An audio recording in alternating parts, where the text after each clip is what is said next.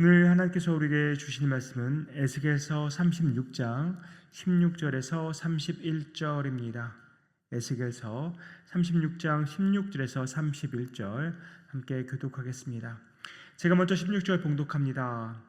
여호와의 말씀이 또 내게 임하여 이르시되 인자야, 이스라엘 족속이 그들의 고국 땅에 거주할 때에 그들의 행위로 그 땅을 더럽혔나니 나보기에 그 행위가 월경 중에 있는 여인의 부정함과 같았느니라.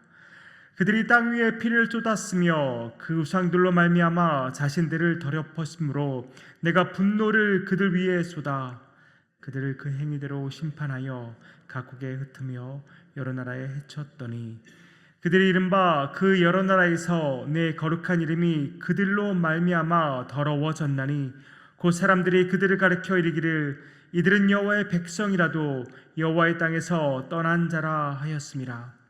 그러나 이스라엘 족속이 들어간 그 여러 나라에서 더럽힌 내 거룩한 이름을 내가 아꼈노라. 그러므로 너는 이스라엘 족속에게 이르기를 주 여호와께서 이같이 말씀하시기를 이스라엘 족속아, 내가 이렇게 행함은 너희를 위함이 아니요 너희가 들어간 그 여러 나라에서 더럽힌 나의 거룩한 이름을 위함이라. 여러 나라에서 가운데서 더럽혀진 이름 곧 너희가 그들 가운데서 더럽힌 나의 큰 이름을 내가 거룩하게 할지라. 내가 그들의 눈앞에서 너희로 말미암아 나의 거룩함을 나타내리니 내가 여호와인 줄을 여러 나라 사람이 알리라. 주 여호와의 말씀이니라. 내가 너희를 여러 나라 가운데에서 인도하여 내고 여러 민족 가운데에서 모아 데리고 고국 땅에 들어가서 맑은 물을 너희에게 뿌려서 너희로 정결하게 하되 곧 너희 모든 더러운 것에서와 모든 우상 숭배에서 너희를 정결하게 할 것이며 또 새 영을 너희 속에 두고 새 마음을 너희에게 주되 너희 육신에서 굳은 마음을 제거하고 부드러운 마음을 줄 것이며 또 내 영을 너희 속에 두어 너희로 내 율례를 행하게 하리니 너희가 내 규례를 지켜 행할지라. 내가 너희 조상들에게 준 땅에서 너희가 거주하면서 내 백성이 되고 나는 너희 하나님이 되리라. 내가 너희를 모든 더러운 데서 구원하고 곡식이 풍성하게 하여 기근이 너에게 닥치지 아니하게 할 것이며 또 나무의 열매와 밭의 소산을 풍성하게 하여 너희가 다시는 기근의 욕을 여러 나라에게 당하지 아니하게 하리니 그때 너희가 너희 악한 길과 너희 좋지 못한 행위를 기억하고 너희 모든 죄악과 가증한 일로 말미암아 스스로 밉게 보리라. 아멘. 오늘 본문은 단순히 이스라엘의 타락과 회복에 국한되어 있는 것이 아니라 온 인류의 타락과 구원의 관점에서 볼 필요가 있습니다. 16절에서 20절의 내용을 보면 이스라엘 백성은 우상 숭배로 땅을 더럽혔고 열방 가운데서 하나님의 이름을 욕되게 하였습니다. 그들의 부정함과 그 타락은 하나님의 분노를 살 수밖에 없었고 심판받기에 마땅했습니다. 이러한 모습이 비단 이스라엘 백성만의 모습이겠습니까? 로마서 3장 10절에서 18절은 인간의 상태를 아주 여실하게 보여주고 있습니다. 이렇게 말씀합니다. 기록된 바 의인은 없나니 하나도 없으며 깨닫는 자도 없고 하나님을 찾는 자도 없고 다 치우쳐 함께 무익하게 되고 선을 행하는 자는 없나니 하나도 없도다. 그들의 목구멍은 열린 무덤이요 그 혀로는 속임을 일삼으며 그 입술에는 독사의 독이 있고 그 입에는 저주와 악독이 가득하고 그 발은 피 흘리는데 빠른지라. 파멸과 고생이 그 길에 있어 평강의 길을 알지 못하였고 그들의 눈앞에 하나님을 두려워함이 없느니라 함과 같으니라. 이것이 저와 여러분의 모습이었고 모든 인류의 상태였습니다. 그야말로 전적으로 타락했고 구제불능 상태였습니다. 그런데 하나님은 이스라엘을 회복시키시겠다고, 이스라엘을 구원하시겠다고 말씀하십니다. 더럽혀진 하나님의 이름을 위해서 그렇게 하시겠다고 말씀하십니다. 이스라엘이 갑자기 예뻐 보여서 그렇게 하시겠다는 것이 아닙니다. 그들이 돌이켜서 갑자기 선을 행하고 있어서 그렇게 하시겠다는 말씀이 아닙니다. 그들로 인해서 더럽혀진 하나님의 거룩한 이름을 위해서 그렇게 하시겠다고 말씀합니다. 인간의 어떤 행위나 공로가 근거가 아니라는 것입니다. 오히려 하나님의 거룩한 이름이 그 영광을 위해서 구원하시겠다고 말씀하십니다. 뭔가 너무 하나님 중심적인 것 같고 뭔가 너무 이기적인 것 같아 이렇게 느껴지십니까? 생각해 보십시오. 우리 구원의 근거가 불완전하고 흔들리기 쉬운 인간에게 있다면 우리 인간은 우리가 받은 구원 언제 잃어버릴까 벌벌 떨면서 살 수밖에 없습니다. 하지만 그 구원의 근거가 흔들리지 않고 영원하신 하나님께 있다면 그 구원 역시 흔들리지 않는 것입니다.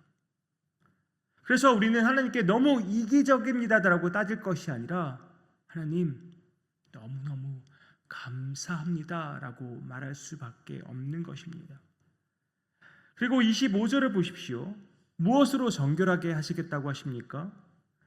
맑은 물을 뿌려 정결케 하시겠다고 말씀합니다.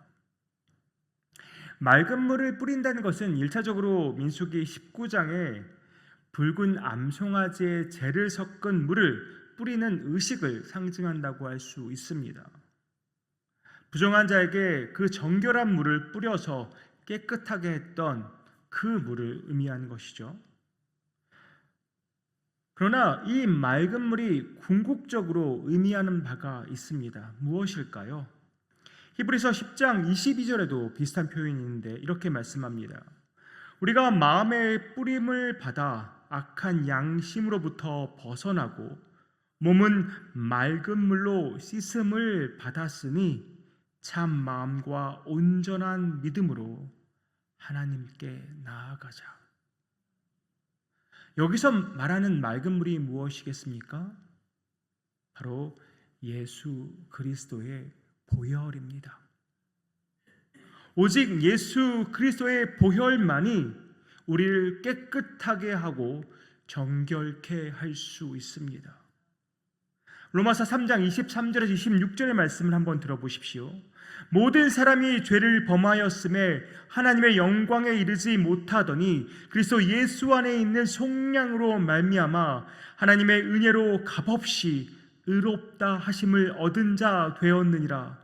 이 예수를 하나님이 그의 피로써 믿음으로 말미암은 화목 제물로 세우셨으니 이는 하나님께서 길이 참으시는 중에 전에 지은 죄를 간과하심으로 자기의 의로우심을 나타내려 하심이니 곧 이때에 자기의 의로우심을 나타내사 자기도 의로우시며 또한 예수 믿는 자를 의롭다 하려 하심이라.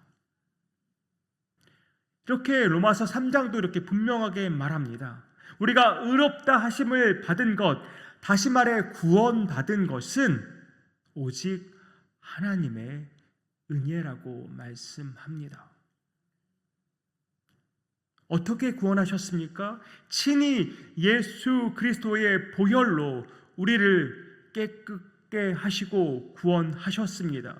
우리 대신해서 예수 그리스도를 십자가에서 죽음으로 죄값을 치르게 하셔서 우리를 모든 죄에서 정결케 하여 주셨습니다. 하나님 이렇게 우리 구원의 주도권을 쥐고 그 선하신 뜻 가운데 은혜로 우리에게 구원을 베풀어 주셨습니다. 그렇기 때문에 이 구원은 흔들리지 않고 안전한 것입니다. 하나님께서 맑은 물로 이스라엘 백성을 정결하게 하시고 또 무엇을 하시겠다고 말씀하십니까? 26절과 27절입니다. 또 새 영을 너희 속에 두고 새 마음을 너희에게 주되 너희 육신에서 굳은 마음을 제거하고 부드러운 마음을 줄 것이며 또 내 영을 너희 속에 두어 너희로 내 율례를 행하게 하리니 너희가 내 규례를 지켜 행할지라. 인간의 돌 같은 굳은 마음으로는 하나님이 기뻐하신 일을 절대 할 수 없습니다. 그래서 하나님께서 새 마음을 주시겠다고 말씀합니다. 굳은 마음을 다 제거해 버리고 부드러운 마음을 주시겠다고 말씀합니다. 새 영을 주어서 하나님의 율례와 규례를 지켜 행하게 하시겠다고 말씀합니다. 이 새 영과 새 마음이 의미하는 것이 무엇일까요? 맑은 물, 다시 말해서 그리스도의 보혈로 정결케 되어 구원받은 우리에게 하나님께서 주신 것이 있습니다. 그게 무엇일까요? 바로 성령님이십니다. 우리가 구원받은 그 순간 하나님께서는 우리 안에 성령을 내주게 하여 주셨습니다. 그리고 우리 안에 계신 성령님은 날마다 매 순간순간 우리를 하나님의 길로, 선한 길로 인도해 주십니다. 갈라디아서 5장 16절 17절 이렇게 말씀합니다. 내가 이르노니 너희는 성령을 따라 행하라. 그리하면 육체의 욕심을 이루지 아니하리라. 육체의 소욕은 성령을 거스르고 성령은 육체를 거스르나니 이 둘이 서로 대적하므로 너희가 원하는 것을 하지 못하게 하려 함이니라. 우리를 구원하신 하나님은 우리가 하나님이 기뻐하시는 그 뜻대로 살기를 원하십니다. 그래서 우리에게도 동일하게 새 영과 새 마음을 베풀어 주셨습니다. 우리 안에 계신 성령께서 날마다 우리로 하나님의 뜻대로, 하나님이 기뻐하시는 그 뜻대로 살도록 돕고 계시다는 말씀입니다. 그러면 이렇게 친히 그리스도의 보혈로 우리의 죄를 씻으시고 성령을 주셔서 주의 뜻을 분별하고 그 뜻대로 살기를 원하시는 하나님이 우리에게 바라시는 삶, 그 삶은 무엇일까요? 에베소서 4장 15절 이렇게 말씀합니다. 제가 세 번역으로 읽어드립니다. 우리는 사랑으로 진리를 말하고 살면서 모든 면에서 자라나서 머리가 되시는 그리스도에게까지 다다라야 합니다. 무슨 말입니까? 구원받은 자의 목표는, 그 삶의 목표는 그리스도를 온전히 닮는 것입니다. 우리 삶이 끝나는 날까지, 예수 그리스도께서 다시 오시는 그날까지 우리는 그리스도에게까지 다다라야 하는 것입니다. 다시 말해서 우리 삶의 성화의 과정이 필요하다는 말입니다. 전에도 말씀드렸지만 우리는 이미 구원받았습니다. 하지만 동시에 아직 완성되지 않았습니다. 하나님께서 우리에게 주신 그 구원 결코 무효화되지 않습니다. 하지만 우리는 성령과 함께 예수 그리스도를 닮아가는 이 성화의 길을 날마다 걸어가야 하는 것입니다. 그래서 바울은 빌립보서 2장 12절과 13절에서 이렇게 말씀합니다. 그러므로 나의 사랑하는 자들아, 너희가 나 있을 때뿐 아니라 더욱 지금 나 없을 때에도 항상 복종하여 두렵고 떨림으로 너희 구원을 이루라. 너희 안에서 행하시는 이는 하나님이시니 자기의 기쁘신 뜻을 위하여 너희에게 소원을 두고 행하게 하시나니. 사랑하는 성도님들, 하나님께서는 하나님의 영광과 그 거룩한 이름을 위해서 저와 여러분을 구원하셨습니다. 또한 우리에게 성령을 주셔서 우리로 하나님의 기쁘신 뜻대로 살도록 우리를 돕고 계십니다. 물론 이 땅에서의 삶, 매일의 삶 정말 녹록지 않습니다. 날마다 치열한 삶을 살아야 합니다. 이런 치열한 삶을 살다 보니까 때때로 내 안에 불쑥불쑥 찾아오는 그 욕망과 또 두려움, 그런 것들을 해소하려고 하나님이 아닌 다른 것을 찾게 될 때도 있습니다. 우리 마음이 그런 우상들에게 빼앗기기도 합니다. 하지만 성도님들, 그럴 때마다 십자가에서 흘리신 예수 그리스도의 보혈로 우리를 구원하신 하나님의 은혜를 묵상하시기를 원합니다.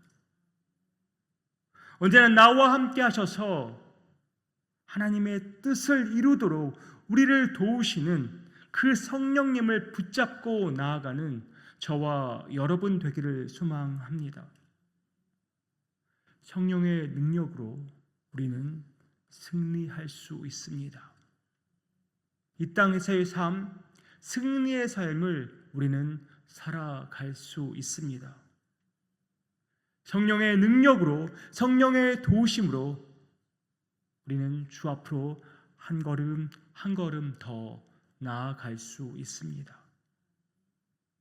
주의 회복과 구원의 은혜를 날마다 경험하면서 또한 동시에 두려움과 떨림으로 우리의 구원을 이루어 나가는 유장의 모든 성도님들 되시기를 주님의 이름으로 축복합니다.